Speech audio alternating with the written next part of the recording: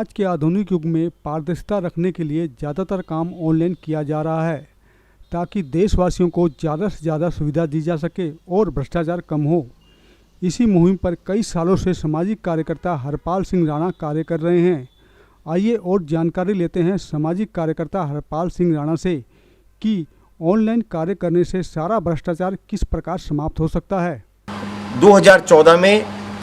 2015 में जब अरविंद केजरीवाल मुख्यमंत्री बना, उससे पहले राशन कार्ड के सभी फार्म ऑनलाइन भरे जाते थे, कंप्यूटर से भरे जाते थे। इसने अभी 2 साल पहले वो सभी जाके कर दिया कि कार्यालय में जाके भरे जाएंगे। इससे भ्रष्टाचार तो बढ़ा ही, वो व्यक्ति जो बार बार कार्यालयों के चक्कर काट रहा है, जा रहा है, उसका टाइम खराब होता है।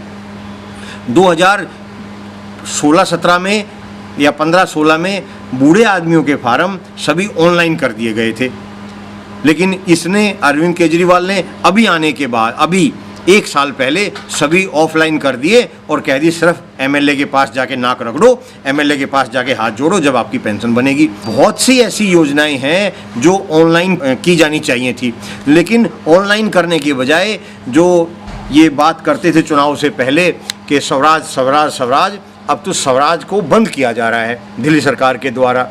अब इसमें मैं एक जानकारी देना चाहूँ कि मैं एक बहुत पहले से, करीबन 14-15 से ही या इससे पहले से एक प्रयास कर रहा हूँ कि हर व्यक्ति का एक खाता बना दिया जाए।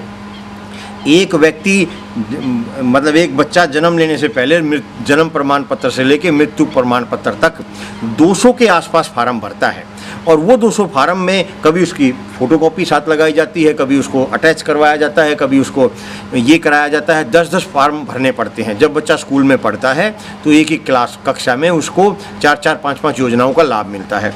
मैं पिछले 2012-13 से मेरे पास रिकॉर्ड उपलब्ध है, तथ्य उपलब्ध हैं। मैं ये कह रहा हूँ कि इसमें आप जो है एक ऐसा व्यवस्था बनाओ कि जैसा विदेशों में होता है, कोई मैं नई बात नहीं कर रहा हूँ, लेकिन 5 साल तक तो लोगों के सरकार के समझ में ही नहीं आया। फ़ोन करके मुझसे पूछे तुम क्या चाहते हो, क्यों ऐसे पत्र भेज रहे हो।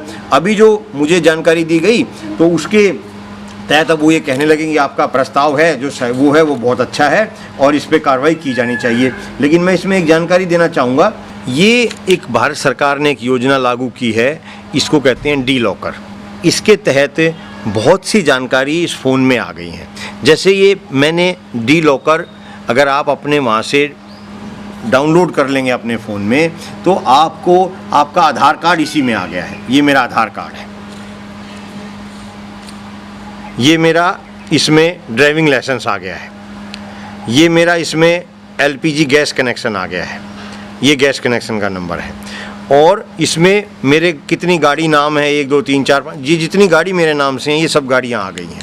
इसी प्रकार से जो भी ये, और खाली यही नहीं आए हैं, इसमें कितनी चीज़ और आ गई हैं।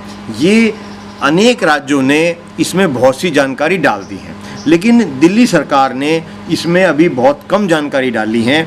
इसके तहत इसमें सारी जानकारी डालकर, अगर मेरे पास, अब मुझे आधार कार्ड अपने साथ रखने की ज़रूरत नहीं है, इसमें आ गया है, लेकिन ये आदेश दिल्ली के न्यायालय में लागू नहीं है, जिला न्यायालय रोहिणी में। अब मैंने जब सुरक्षा की दृष्टि से इसको दिखाया तो मेरा फ़ोटो भी है, नाम भी है, सब कुछ है, लेकिन उन्होंने नहीं माना। अब भारत सरकार ने तो इसको बना दिया, लेकिन लागू तो दिल्ली सरकार ने करना है। तो जितने कागज़ इसमें आ गए हैं, कागजात आ गए हैं, इन सब की मान्यता होनी चाहिए। अगर ये सभी इसका एक खाता बना दिया जाए, मुझे कोई भी आवेदन करना है किसी भी प्रकार से, तो मुझे सिर्फ वो आवेदन बताया जाना चाहिए। जिस प्रकार से दिल्ली सरकार ने एक अच्छी योजना आरंभ की कि 1076 पर फ़ोन करके आप अनेकों प्रकार के प्रमाण पत्र बनवा सकते हैं। वो आपके घर पे आएंगे, 50 रुपये लेंगे, 50-60 रुपये शायद सरकार देती है, और प्रमाण पत्र बन के आम तौर से आ जाता है। हालाँकि उसमें भी कुछ शिकायतें हैं, लेकिन ये एक अच्छी सुविधा थी। लेकिन वो प्रमाण पत्र घर पे कागजात लेने के आने के लिए वो मोटरसाइकिल पे आता है।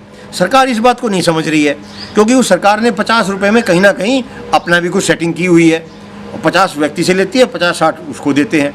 वो अगर मैं अपने किसी का, मुझे कोई सबूत कागजात बनवाना है, प्रमाण पत्र बनवाना है, तो उस प्रमाण पत्र में मैं अपना 1076 पे फ़ोन करूँगा और मैं कहूँगा मेरा ये अकाउंट है और मेरे इस अकाउंट में सारी चीज़ें हैं, आप वहाँ से खोल के ले सकते हैं, मेरे घर पे आने की ज़रूरत ही नहीं। लेकिन सरकार की समझ में नहीं आता है। क्योंकि ये सारी व्यवस्था खराब हो जाएगी, सारा भ्रष्टाचार खत्म हो जाएगा। तो ये करना नहीं चाहती सरकार।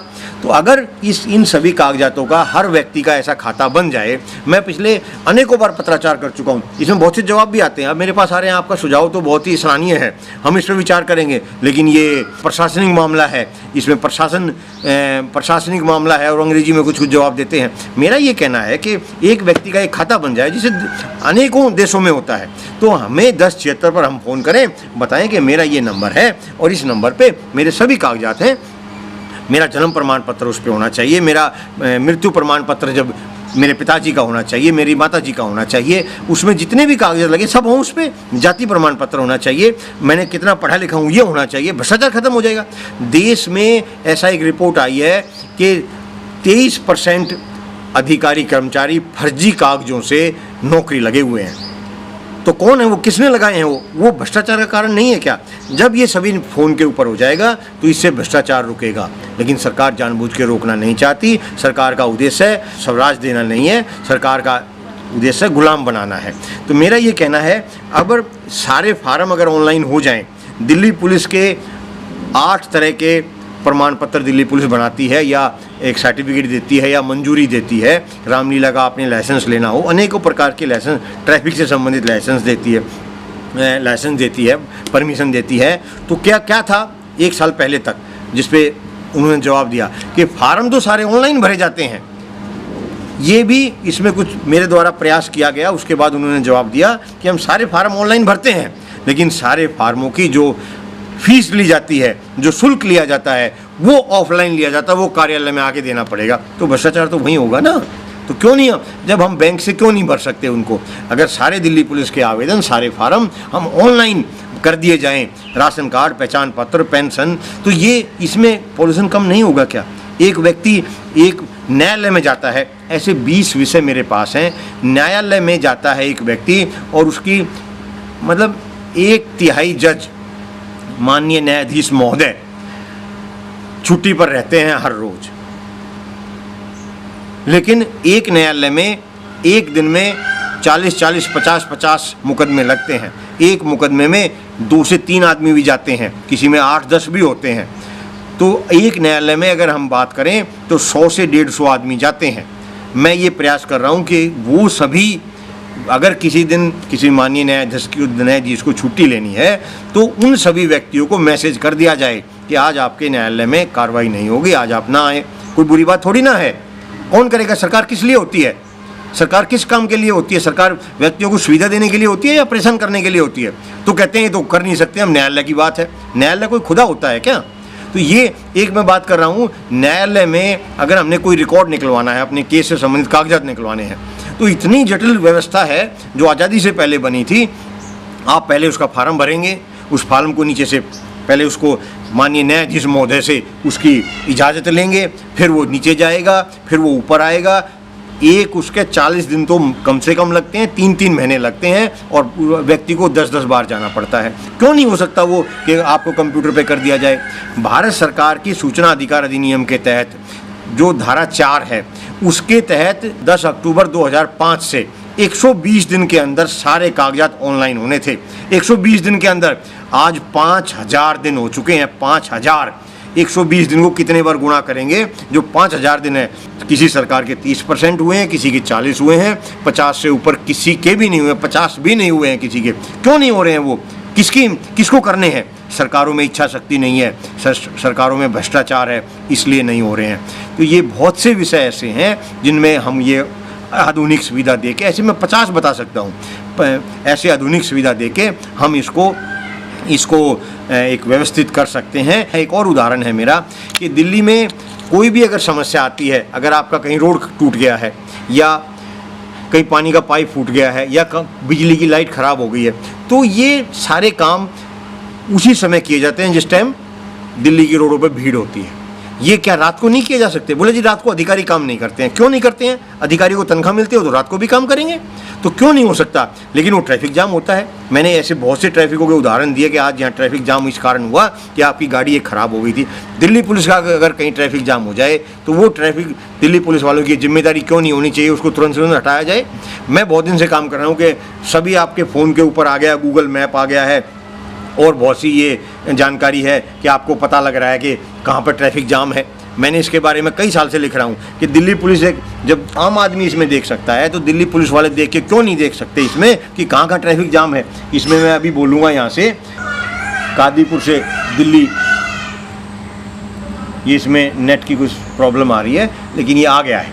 अब ये इसमें आप ये देखिए, ये यहाँ पर ये इसमें पूरा दिखा दिया गया है कि कहाँ कहाँ पर आपका ट्रैफिक जाम है। जहाँ ये दिखा रहा है ये यहाँ पर ट्रैफिक जाम है आपका, ये लाल है कम ट्रैफिक है, यहाँ कुछ भी नहीं है। जब मैं इसमें देख सकता हूँ एक अनपढ़ आदमी, तो दिल्ली पुलिस क्यों नहीं देख सकती और वो खुद देख के इस पर क्यों नहीं व्यवस्था करती कि वहाँ ट्रैफिक जाम है, वहाँ की ट्रैफिक व्यवस्था को अपने आप जाके सुचारू किया जाए, क्यों नहीं कर सकती। लेकिन नहीं करना चाहती, वो तो व्यवस्था में आदमियों को ऐसी स्थिति में रखना चाहती है कि वो परेशानी रहे जिससे वो सामाजिक के कोई काम ना कर सके। ऐसे अनेकों 50 कारण मैं बता सकता हूँ, लेकिन सरकार इसकी इच्छा शक्ति नहीं है। सरकार भ्रष्टाचार में डूबी हुई है।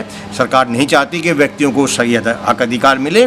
अगर उस सरकार को डर है अगर इनको सही हक अधिकार मिल गए तो ये व्यक्ति हमारा गिरेबान पकड़ लेंगे, हमारा अपना हक अधिकार मांग लेंगे। जो अब कुछ लाख व्यक्तियों का देश पे राज करने का अधिकार है, ये आम व्यक्तियों के पास चला जाएगा। इसलिए सरकार जानबूझ के अव्यवस्था कर रही है।